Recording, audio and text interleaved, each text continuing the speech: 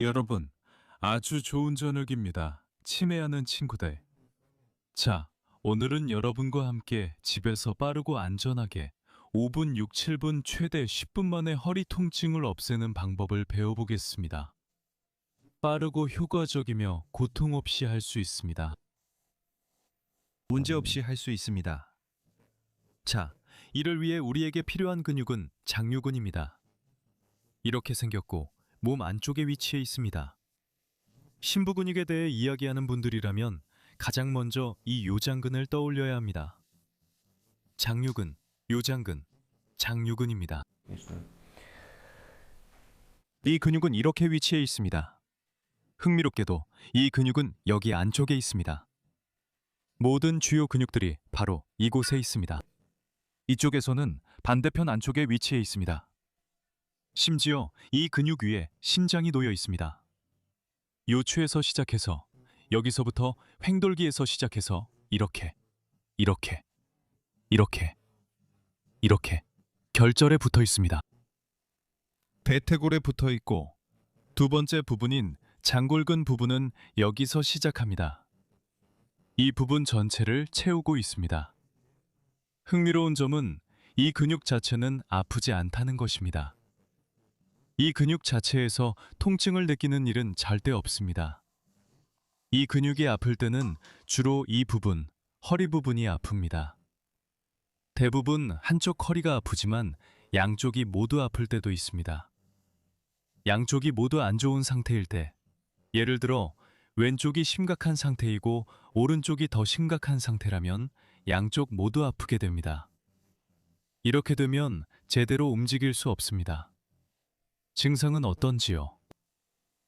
이 근육에 문제가 있으면 가장 먼저 앉았다가 일어날 때 허리를 펴기가 힘들고 허리가 아프기 시작합니다. 한쪽 또는 양쪽이 아플 수 있고 이렇게 띠처럼 아픈 경우가 많습니다. 천장관절도 아픈 것처럼 느껴질 수 있습니다. 이 근육에 문제가 있을 때 이런 증상이 나타납니다. 아주 드물게는 여기 허벅지 부분에서도 통증이 있을 수 있습니다. 이 근육은 특이하게도 근육 자체보다는 근육이 붙어 있는 부위가 더 많이 아픕니다. 근육이 당겨질 때 그 부위가 더 아프게 됩니다. 하지만 경련이 생기면 통증이 생길 수 있지만 매우 드물며 이 근육이 지나치게 발달하면 무언가를 압박할 수 있습니다. 대부분은 근육이 약해지면서 문제가 시작됩니다. 근육이 약해지면 두께뿐만 아니라 길이도 점점 줄어들기 시작합니다. 그리고 어떤 신체 활동이나 갑작스러운 움직임, 부상 이후에 이 근육이 받치기 시작합니다. 근막이 당겨지면서 근육이 붙어 있는 모든 부위가 아프게 됩니다. 이런 연관통이 관절에도 나타날 수 있는데 바로 이 추간관절이나 천장관절 같은 곳입니다. 이 근육이 제대로 작동하지 않으면 몸을 숙이기가 어렵고 숙이는 것이 잘 되지 않습니다. 특히 등을 대고 누워 있을 때 더 힘듭니다. 일어나기도 어렵거나 허리에 통증이 느껴지거나 아예 이 동작 자체가 되지 않을 수도 있습니다. 근육이 약해져서 복근이 약한 것처럼 느껴질 수 있지만 실제로는 이 근육이 이 동작을 할 수 없는 것입니다. 그럼 어떻게 해야 할까요? 우선 이 근육을 단련해보는 것이 좋습니다. 제가 점점 난이도가 높아지는 운동을 보여드릴 텐데 가벼운 것부터 시작해서 점점 강한 운동까지 진행할 겁니다. 우선 허리가 아픈 분들을 위한 운동부터 시작하겠습니다. 예를 들어 허리에 통증이 있다면 이 운동을 시작해도 더 나빠지지는 않습니다. 만약 이 운동을 해도 나아지지 않는다면 이 근육에 문제가 없는 것이고, 만약 이 운동을 하고 나서 통증이 줄어든다면 이 근육에 문제가 있는 것입니다. 자, 첫 번째 운동은 우리가 모두 좋아하는 누운 자세에서 하는 운동입니다. 이렇게 등을 대고 누워서 그냥 다리를 들어 올려줍니다. 옆으로가 아니라 바로 앞쪽으로 이렇게 들어 올렸다가 내립니다. 만약 이 동작이 너무 힘들다면 다리를 완전히 들어 올렸다가 내리고 잠깐 쉬었다가 다시 반복하세요. 이런 동작을 반복해 줍니다. 만약 자신감이 생기고 조금 더 할 수 있겠다는 생각이 들면 다리를 끝까지 내리지 않고 중간에서 멈췄다가 다시 올려줍니다. 만약 이 동작에서도 특별한 부담이나 힘든 점이 느껴지지 않는다면 이제 동작을 더 어렵게 만들어 볼 수 있습니다. 다리를 약간 옆으로 이렇게 벌려서 들어 올려줍니다. 이렇게 하면 다리가 이 뼈 바깥쪽에 약간 위치하게 됩니다. 또는 발꿈치가 한 선상에 오도록 하셔도 됩니다. 하지만 이 뼈, 여기 위쪽에 있는 상전장골극에서 다리를 더 멀리 바깥쪽으로 벌릴수록 만약 과학적이거나 의학적인 용어를 사용한다면 바로 이렇게 옆으로 벌렸고 이와 같은 동작을 하게 됩니다. 이 근육이 약한 사람들은 다리를 들어 올릴 때 반대쪽 골반이 이렇게 올라가게 됩니다. 이런 움직임이 나타나게 됩니다. 바로 이런 식으로요.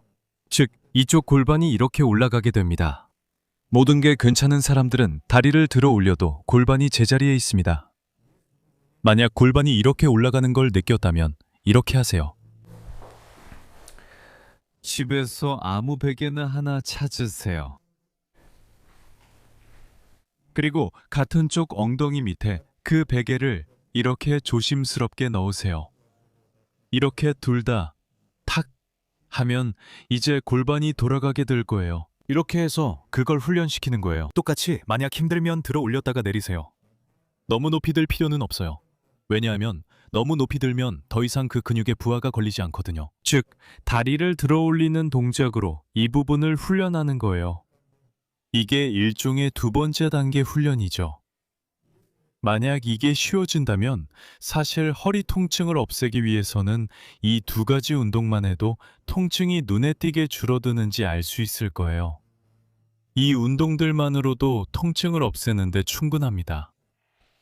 그러니까 이 근육의 힘이 다리를 이렇게 들어 올릴 수 있다면 이제 어느 정도 허리를 지탱하는 데 도움이 되고 몸을 조금 더 쉽게 숙일 수 있을 거예요. 만약 누워있다가 일어나고 싶을 때 이렇게 일어나는 게 잘 안 된다면 그건 좀 더 어려운 운동이에요.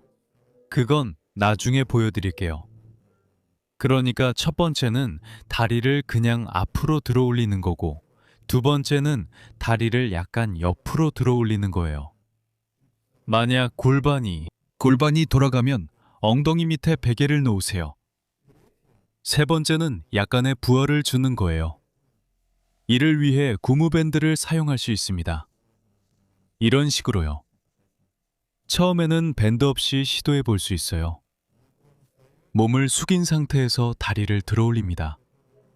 만약 이렇게 해도 아무런 부하가 없다면 고무밴드를 한쪽 다리에 걸고 다른 쪽 다리에도 걸어서 이렇게 서서 다리를 들어 올렸다가 내리고 들어 올렸다가 내리고 들어 올렸다가 내리고 반복하세요.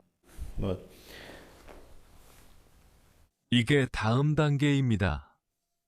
고무밴드를 더 세게 늘릴수록 더 많은 부하가 걸리게 됩니다.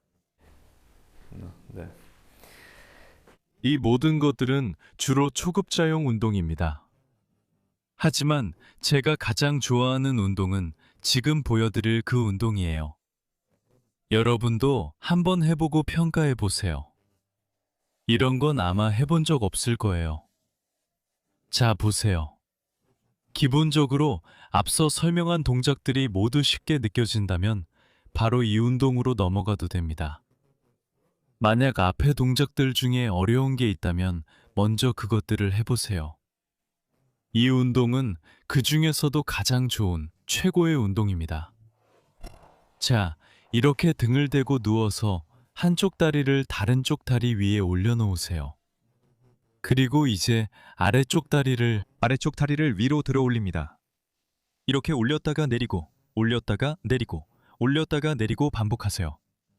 여기서 좋은 자극을 느낄 수 있을 거예요. 한쪽을 하고 나서 반대쪽도 똑같이 해주세요. 만약 이 동작이 쉽다면 다리를 완전히 내리지 말고 해보세요. 그래도 어렵지 않다면 다리를 끝까지 내려서 해보세요. 이해하셨죠?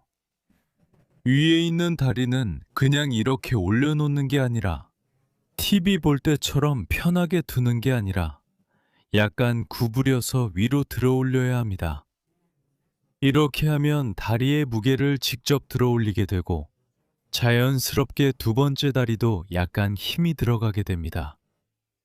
이 동작은 특히 누구에게 도움이 되냐면 고관절에서 딸깍거리는 소리가 나는 분들이 있죠. 어떤 분들은 그 소리가 나는 게 싫을 수도 있습니다. 만약 여러분이 그렇다면 이런 소리가 불편하게 느껴진다면 특히 관절이 돌아갈 때 그런 소리가 난다면 이 운동이 정말 좋습니다. 왜냐하면 이런 딸깍거림이 장요근이 약할 때 자주 나타나기 때문입니다. 그러니 이 운동을 꼭 한번 해보시고 마음에 드셨는지 댓글로 남겨주세요. 마음에 들었다면 댓글 남겨주시고 마음에 들지 않았다면 굳이 댓글 안 남기셔도 되고 다시는 안 오셔도 됩니다. 제가 안 보면 되니까요. 자, 그럼 다음에 또 만나요.